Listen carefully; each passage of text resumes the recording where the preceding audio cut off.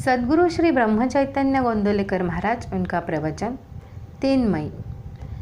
निश्चयपूर्वक नामस्मरण और चित्त शुद्धि। यह कल्पना छोड़ दे कि हमें अभी कुछ करना है, अब हम परमेश्वर के हो गए, अब हमें कुछ करना बाकी नहीं है, ऐसी हमारी मन की स्थिति हो जानी चाहिए।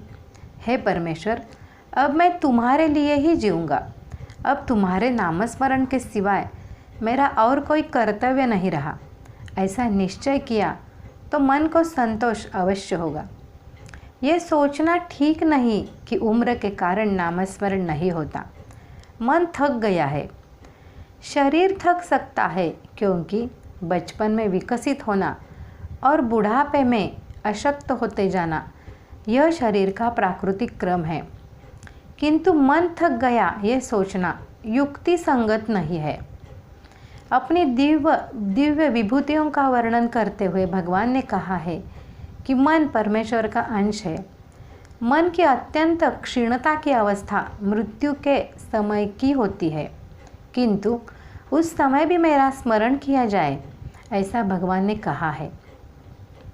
तो फिर उससे पहले मन थक गया हो और मन स्मरण नहीं कर सकता, ऐसा हो नहीं सकता। पहले 6-6 घंटे बैठकर जप किया होगा, उतना अब नहीं होता होगा, उतना बैठा नहीं जाता होगा, बीच बीच में नींद आती होगी, ये सब माना जा सकता है, किंतु स्मरण नहीं रहता, ये नहीं हो सकता। बात यह है कि मन थक गया होगा, ये सच्ची अड़चन नहीं होती। असल बात यह होती है कि हमारे मन का दूसरा आडंबर बहुत बढ़ गया होता है।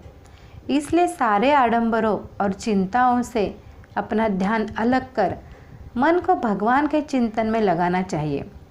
रुपया, पैसा, गृहस्थी की अन्य बातों का त्याग करना चाहिए। ऐसा त्याग यदि किया तो काम अवश्य होगा, परमार्थ में सफलता मिलेगी, ऐसा मैं अवश्य कहता हूँ। पैसे की वासना और लौकिक कीर्ति का लालच मनुष्य को भगवान से दूर हटाते हैं। उनके जाल में नहीं अटकना चाहिए। लोगों में प्रतिष्ठा और धनेच्छा दोनों का जब तक हम गृहस्थी में हैं तब तक मोह होता ही रहेगा, इन्हें टाल नहीं पाएगा।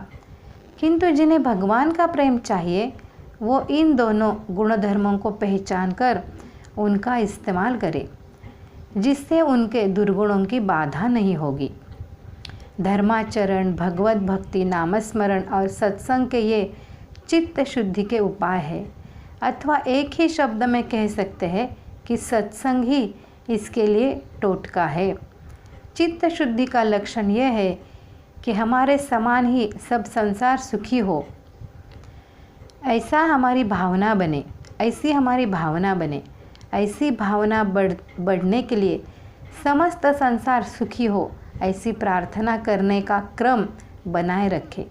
यदि ऐसा किया तो धीरे धीरे भगवत कृपा से यह सज सकता है।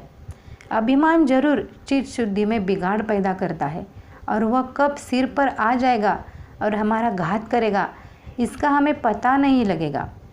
किंतु भगवान के स्मरण में अभिमान का मरण होता है। अतः हम अखंड भगवान का स्मरण करें और सानंद रहे। आज का बोधवचन।